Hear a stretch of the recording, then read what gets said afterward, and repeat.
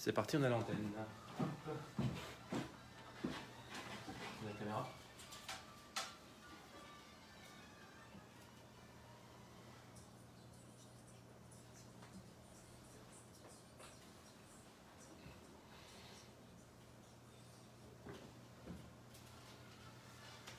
C'est parti, bonjour à toutes, bonjour à tous. On est mardi, il est 17h, donc c'est notre rendez-vous hebdomadaire. On ne s'était pas rencontrés, on n'avait pas rendez-vous la semaine dernière, plutôt si on avait rendez-vous, mais moi j'avais un petit empêchement professionnel, donc une semaine de plus à attendre pour se retrouver. Le dernier thème c'était la patience. Mais justement, on a patienté 15 jours pour se retrouver, et aujourd'hui nouveau thème. Donc pour ceux qui découvrent cette émission, à chaque fois c'est plus ou moins inspiré du concept la vie, c'est important comme un portant de vêtements. Un concept que j'ai créé en 2017, un concept qui part du postulat que l'habit fait le moine et qu'en fonction du personnage que je vais jouer sur scène, en fonction de l'histoire que je vais raconter, du storytelling sur lequel je vais m'appuyer, je m'en sers comme porte d'entrée pour accéder à une méthode de travail sur soi. Donc à chaque fois, l'histoire, le personnage, le sketch est un prétexte pour accéder à une méthode où de façon informelle, je vais donner des conseils, des astuces, des partages de vie pour réfléchir sur sa propre existence. Aujourd'hui, le thème du jour, c'est la conscience. La conscience, donc j'en parle un petit peu déjà dans ce spectacle, la vie c'est important, j'en parle dans les conférences inspirées de ce spectacle, dans des ateliers parfois, avec l'objectif d'essayer d'inspirer un maximum de personnes pour qu'elles puissent exprimer leur plein potentiel et atteindre leur bonheur. J'insiste sur leur bonheur. Le bonheur, c'est une définition personnelle. Chacun a sa propre définition du bonheur. Et dans ces différentes interventions, que ce soit en radio, que ce soit sur des scènes de théâtre, quand ils vont rouvrir bientôt, le but, le personnage est là pour capter l'attention et vous faire comprendre que vous avez un potentiel énorme que parfois on n'exploite pas complètement. Donc développer son esprit critique, développer sa réflexion, sa propre réflexion sur sa propre vie, développer son libre arbitre, se remettre en question, prendre du recul, c'est des notions que j'emploie souvent en émission. Bref, tout ça pour s'épanouir, se réaliser, et si notre conscience avait un rôle à jouer. Donc est-ce que c'est important en un seul mot, ou est-ce que c'est important en deux mots, la conscience? Est-ce que la conscience rime avec cohérence? Est-ce qu'il faut en avoir ou pas? Est-ce qu'elle est individuelle? Est-ce qu'elle est collective? Tout ça, on va l'aborder très rapidement. Dans une demi-heure, ça passera forcément très vite. Si vous voulez interagir, si vous n'êtes pas content, si vous n'êtes pas d'accord avec ce que je dis, vous avez le droit. 08 92 23 95 20, 08 92 23 95 20. Morgane vous passera l'antenne et on parlera de ce que représente pour vous la conscience par exemple. À chaque fois je définis le terme, alors pas de façon exhaustive, mais le plus précisément possible et je vous dis ce que j'ai trouvé. La définition la plus simple de la conscience, c'est une connaissance immédiate de sa propre activité psychique. Elle s'oppose donc à l'inconscience. Une connaissance immédiate, spontanée, avoir ou prendre conscience de quelque chose dans une certaine situation. La conscience, c'est en quelque sorte l'organisation donc du psychisme qui permet d'avoir connaissance de ses états, de ses actes, de leurs valeurs morales. Elle permet du coup de se sentir exister et d'être présent à nous-mêmes. On va beaucoup parler de réflexion de soi par rapport à soi quand on parle de conscience. La conscience, c'est la présence quelque part constante et immédiate de soi à soi. Cette faculté qui est quelque part réflexive de l'esprit humain, c'est-à-dire sa capacité à faire un retour sur lui-même. Dans beaucoup de sujets, beaucoup de thématiques, je vous propose de réfléchir et de vous remettre en question, dire ah oui tiens je suis d'accord, pas d'accord, c'est pas vraiment le sujet, mais ce que vous en pensez vous quand vous téléphonez, quand vous interagissez, que ce soit avant sur les réseaux sociaux ou pendant ou après les émissions, on confronte, on échange, on communique et dire ah oui effectivement je n'avais pas vu ça comme ça. Et donc par rapport à la conscience, personnellement moi il y a une notion que j'associe souvent à la notion de conscience, c'est la moralité. La moralité pour moi, être moral, c'est être en accord avec ce que je fais, être en accord avec mes morales. Quand je me sens moral, c'est que je suis en accord avec mes propres jugements, je suis en accord avec mes propres valeurs. Donc conscience et moralité, ça n'engage que moi, souvent je les mets ensemble. Avoir bonne conscience serait donc agir conformément à ses valeurs et à son savoir quelque part. Et donc le faire volontairement. Je le fais en conscience, je fais certaines choses parce que je les réfléchis, parce que j'ai décidé. Et ça correspond à ma personnalité, ça correspond à mes valeurs, ça correspond à ce qui est important à mes yeux. La conscience permet à l'homme de répondre de ce qu'il est. Ceci l'élève donc au-dessus de l'animal, en théorie, même s'il y a beaucoup de recherches scientifiques sur la potentielle conscience animale, Et aujourd'hui, c'est un sujet d'actualité de plus en plus sur la protection animale, sur la sauvegarde animale et aussi sur le respect animal par rapport à, pourquoi pas, la conscience animale. Ce phénomène est aussi ce qui le sépare par rapport à l'animal, je parle de l'homme, de l'immédiateté. Quand je suis en pleine conscience par rapport à une situation donnée, quelque part je perds de l'innocence par rapport à l'instant. Je perds de l'immédiateté parce que dès que je suis en conscience, je vais être en réflexion. Et si je suis en réflexion, je suis en contrôle, forcément. Donc la conscience permet à l'homme de penser le monde et donc, je le redis, de se penser lui-même dans un ensemble, dans ce monde, dans une situation. Là, j'ai conscience d'être à la radio et de faire une émission. J'ai conscience d'avoir 2 webcams, celle de la radio, d'avoir celle de la page La Vie, c'est important. J'ai conscience également d'être entendu seulement par certains, mais de ne pas être vu. Elle me regarde, elle m'entend, elle me voit, ce qu'elle est juste à côté. Tout ça, c'est ma conscience à l'instant T. Donc, pour conceptualiser, c'est-à-dire pour fabriquer un concept, il faut saisir une chose dans son ensemble, comme quelque part se mettre à distance. J'aime bien cette notion. Il y a 2 notions que j'emploie souvent, c'est le curseur qu'on déplace par rapport à une définition, par rapport à une situation, et la mise à distance. Le fait de prendre du recul par rapport à quelque chose. Et donc, pour définir un concept, je vais me mettre à distance. Et je dis souvent, quel que soit le thème abordé, qu'il faut prendre du recul par rapport à ça. Et je pense que la notion de conscience nous impose, par définition, cette mise à distance. L'œil doit prendre de la distance et je dois regarder ce que je suis en train de faire avec, effectivement, comme une réflexion. Alors je ne dis pas qu'il faut tout intellectualiser et se poser des questions en permanence sur mes faits, mes gestes, mes pensées, mais plus je vais réussir à le faire, plus je vais solliciter ma conscience. On dit que la conscience, elle est réflexive, c'est-à-dire qu'elle est capable de réfléchir sur le monde et sur ce qu'elle est. Je viens de prendre l'exemple à l'instant sur la radio. Là, je suis en réflexion quand je vous dis ça pour décrire mon environnement, mais si je change de situation, effectivement, je dis, bah voilà, ma conscience à l'instant va dépendre de ce que je suis en train de vivre, de ce que je suis en train de partager, si je suis seul, si je suis occupé, et quelle que soit l'occupation. Quel est le pouvoir de la conscience? Alors, pareil, ça ne va pas être exhaustif, il y a plein de chercheurs, il y a plein de scientifiques, plein de philosophes dans tous les temps qui ont travaillé sur la conscience. J'ai retenu l'une des questions que s'est posée Kant. Dans sa définition, Kant dit de la conscience de soi qu'elle est de pouvoir posséder le je dans sa représentation. Représenter le je dans sa représentation, ça c'est les travaux de Kant. Pour lui, cela signifie que l'homme possède la capacité de réussir à être et de se saisir comme objet de pensée. L'homme se choisit lui-même comme propre objet de pensée. Je ne vais pas penser à quelqu'un d'autre, je ne sais pas à une fleur, à un paysage. Chez Kant, l'homme, du fait qu'il puisse penser à lui-même, il devient un objet de pensée, c'est ce qui va définir sa conscience. Ça nous renvoie donc du coup à ma thématique préférée, que je cite très régulièrement, la connaissance de soi. Pour moi, la connaissance de soi est la base de tout, quelle que soit la thématique. Et là, comme par hasard, on parle de conscience et on retrouve cette notion de connaissance de soi. Se connaître soi-même, prendre du temps de s'interroger sur soi, de prendre du temps de réfléchir et de voir quelles sont les répercussions de tel ou tel acte, de telle ou telle situation. Pour moi, c'est une étape essentielle. Et plus je vais réfléchir sur qui je suis, plus je vais me connaître par rapport à mes qualités, mes défauts, ce que je sais faire, ce que je sais bien faire, mal faire. Peu importe.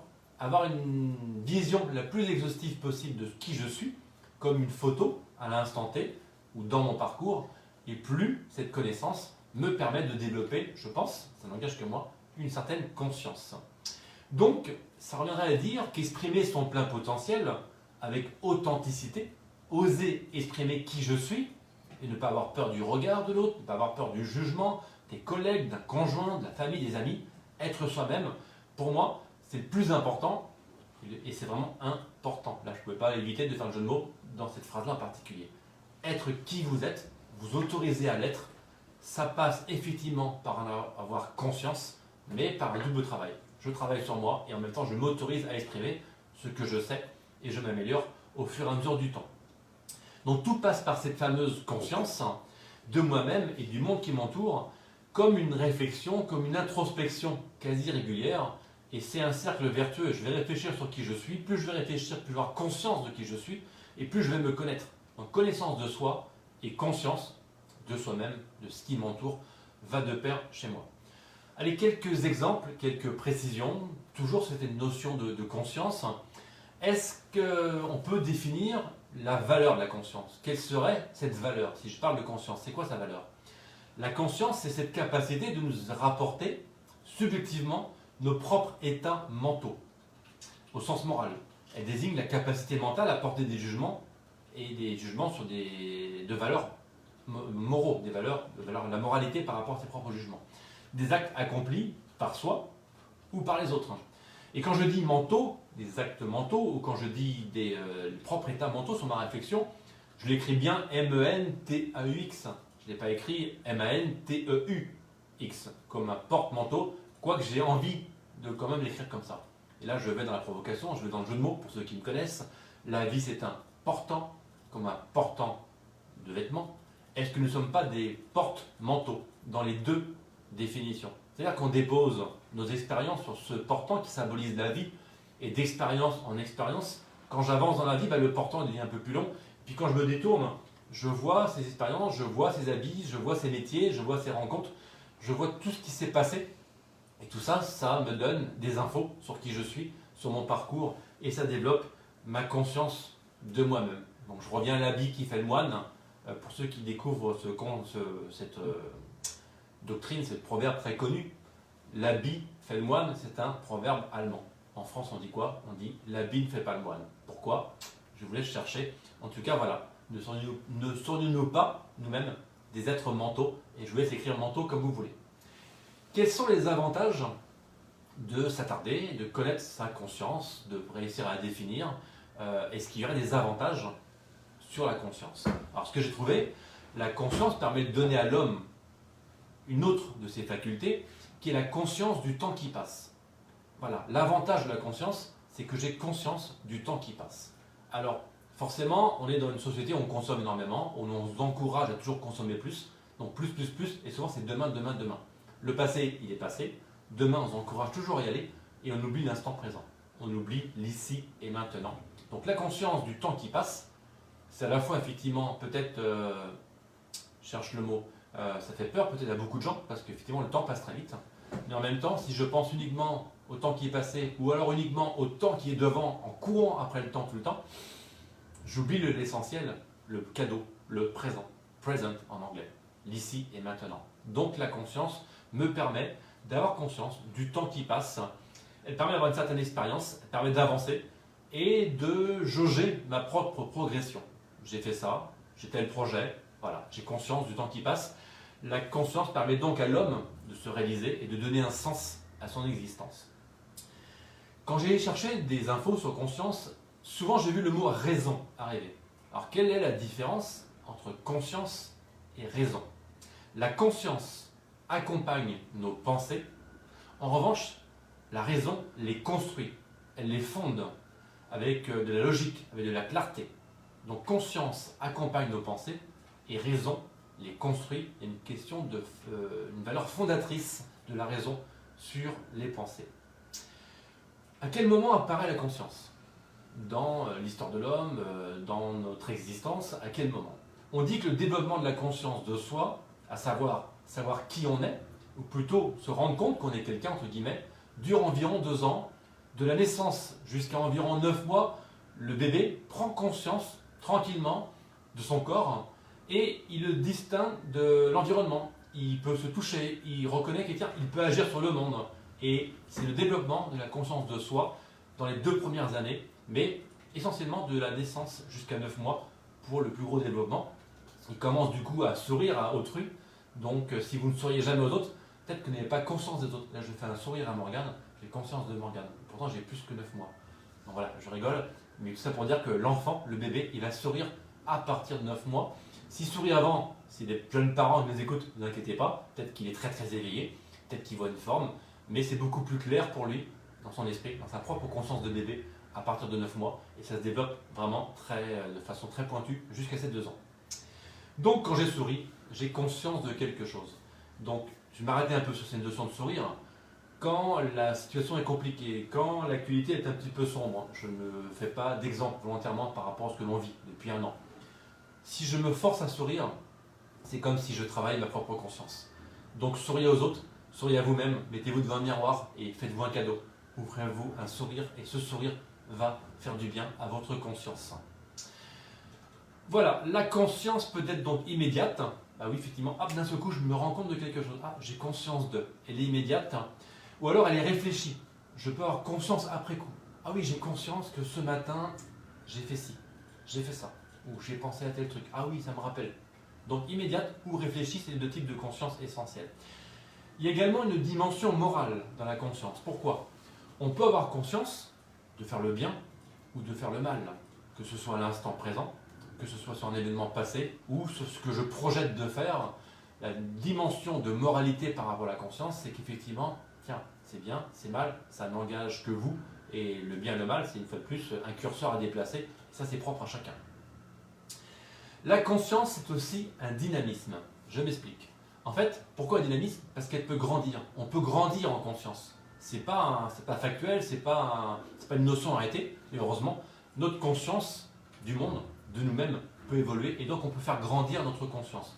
Je peux prendre conscience au fur et à mesure de certaines choses, au fur et à mesure de mes expériences, au fur et à mesure de mon existence, de mon portant, pour prendre une métaphore que vous connaissez, et au fur et à mesure, ah oui effectivement, je n'avais pas vu ça comme ça, et au fur et à mesure ma conscience va évoluer.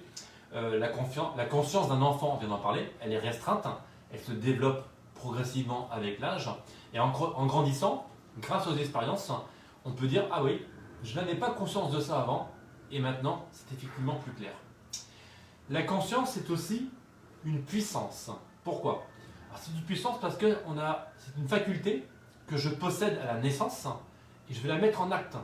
Donc c'est-à-dire que c'est une arme, parce que je n'aime pas forcément ce mot, mais la puissance de la conscience, c'est que je peux l'utiliser. Et comme je peux l'utiliser, c'est un outil, on va dire outil c'est plus sympa que arme, je trouve. Et en fait, c'est en ce sens que la cuissance c'est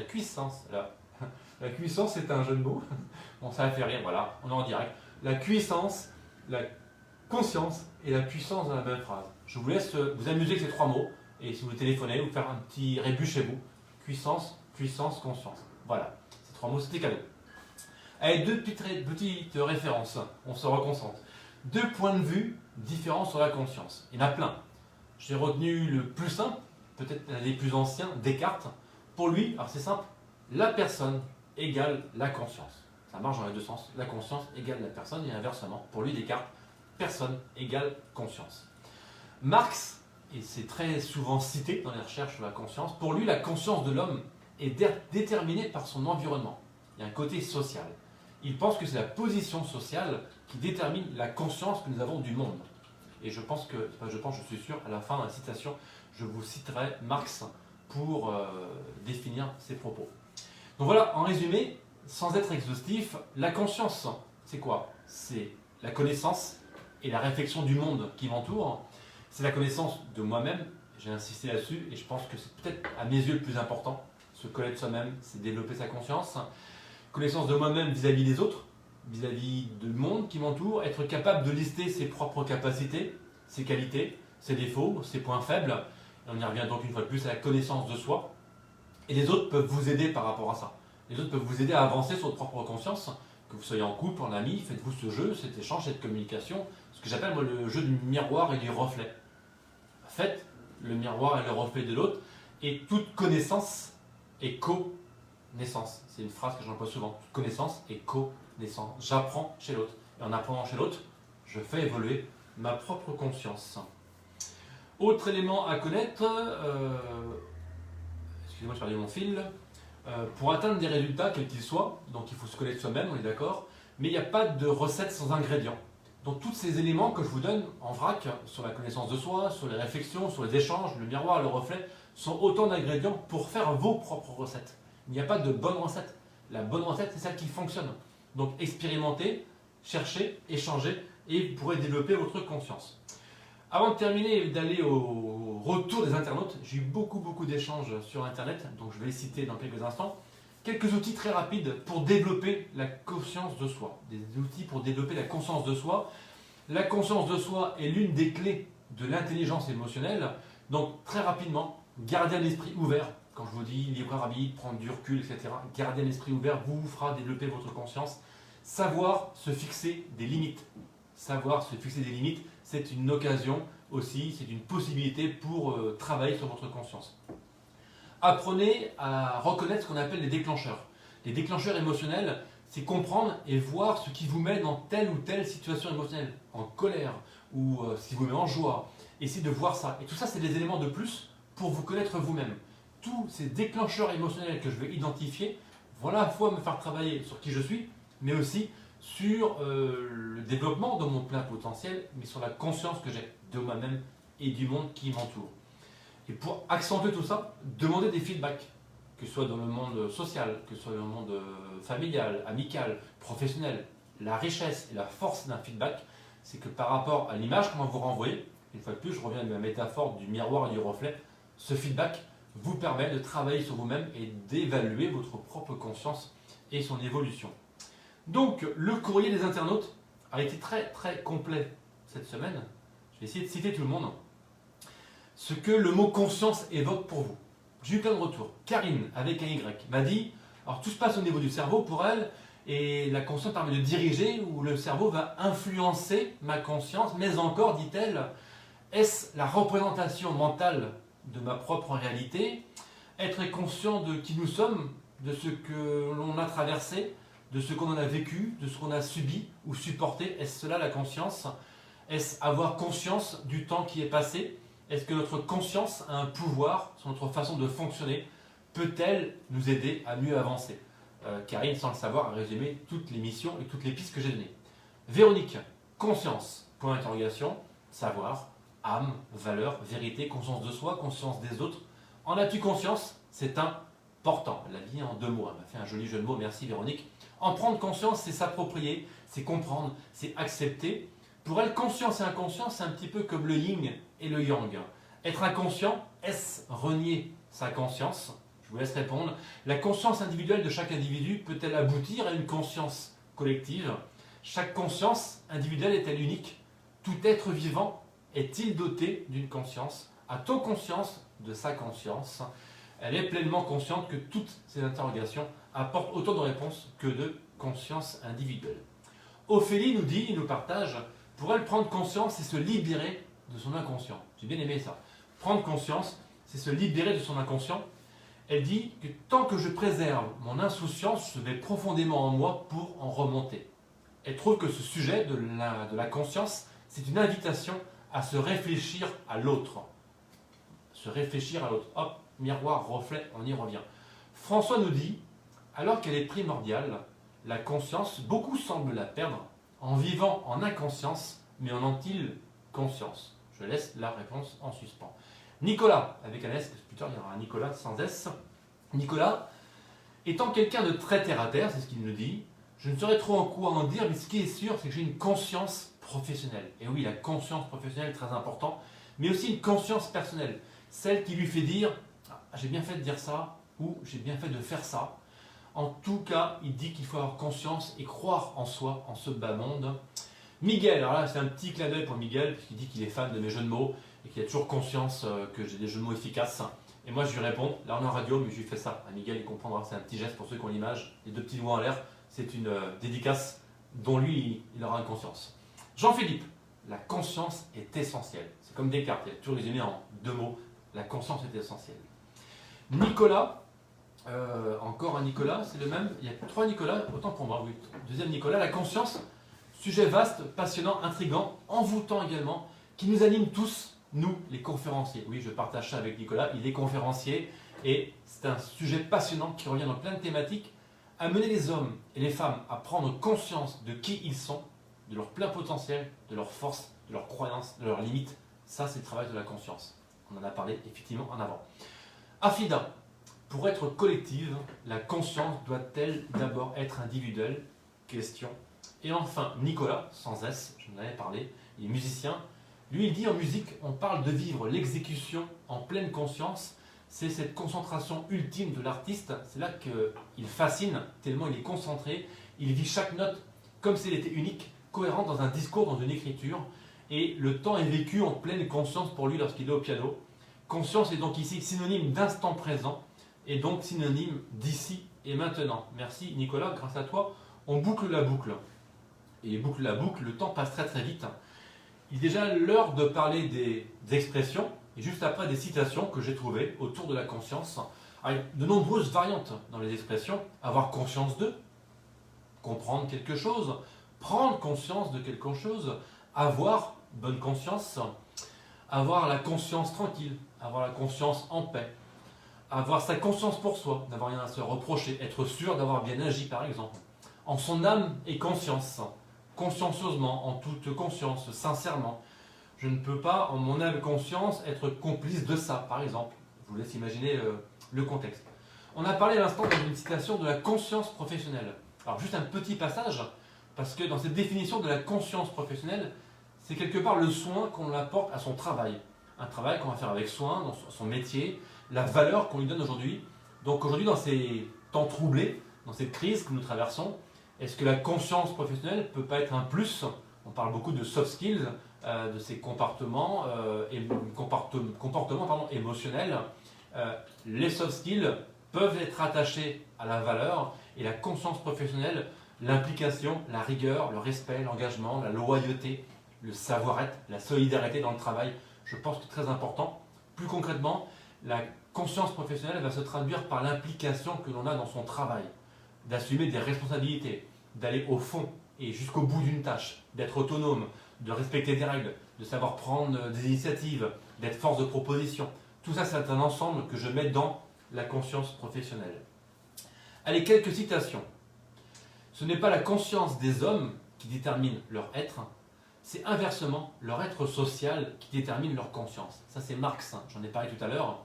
Pour lui, Marx, c'est la dimension sociale qui va définir la conscience de l'homme. Niveau social, dimension sociale, contexte social, pour définir la conscience chez Marx. Confucius, qu'est-ce qu'il nous dit?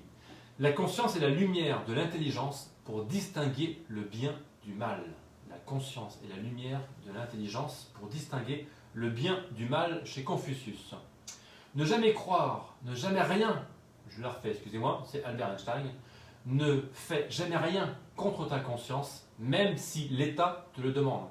Elle est presque d'actualité celle-là, hein, avec tous les thèmes partagés sur Ici et Maintenant, d'accord, pas d'accord, non, c'est du complotisme, etc. Et je vous la redonne. Ne fais jamais rien contre ta conscience, même si l'État te le demande. C'est pas moi, c'est Albert Einstein. Benjamin Franklin nous a dit: quand on a bonne conscience, c'est Noël en permanence. Ça rime. Lao Tzu, prendre conscience, c'est transformer le voile qui recouvre la lumière en miroir. Et Lao Tzu encore, le sage vit dans la conscience des difficultés et n'en souffre pas. Et une dernière, parce que j'ai du mal à rester sérieux toute une émission, Coluche, que je cite souvent. Qu'est-ce que nous a dit Coluche sur la conscience? C'est pas compliqué en politique. Il suffit d'avoir une bonne conscience, et pour ça, il faut avoir une mauvaise mémoire. Merci Coluche. Une dernière question que je laisse en suspens, et sur laquelle on pourrait philosopher des heures. Suis-je conscient de qui je suis? Suis-je conscient de qui je suis? Suis-je conscient du monde qui m'entoure? Il y a beaucoup à dire dans l'époque que nous traversons. N'oubliez jamais de déplacer votre propre curseur. Là, c'est quasiment des sujets de bac que j'ai donné, le bac dans quelques mois. Terminale, philosophie. Ça tombe souvent sur la conscience. Développer son libre arbitre. Et ce fameux curseur, j'insiste souvent, est-ce que c'est pas tout simplement développer sa propre conscience? Je vous laisse réfléchir là-dessus. Je vous dis à la semaine prochaine. Je vous encourage à aller voir tous les replays parce que d'un thème à l'autre, tous les thèmes se retrouvent sur la chaîne YouTube Olivier Bey. Il y a une playlist dédiée pour retrouver tous les thèmes du mardi. Vous retrouverez celui-ci dans la soirée. Le dernier, c'était la patience. Pensez à vous abonner pour être informé. Prenez soin de vous pour pouvoir prendre soin des autres. Et surtout, en ces temps de confinement, ne confinez pas votre conscience. Ne confinez pas votre conscience. Et lors de la prochaine émission, on parlera, ça rime, de chance. À la semaine prochaine.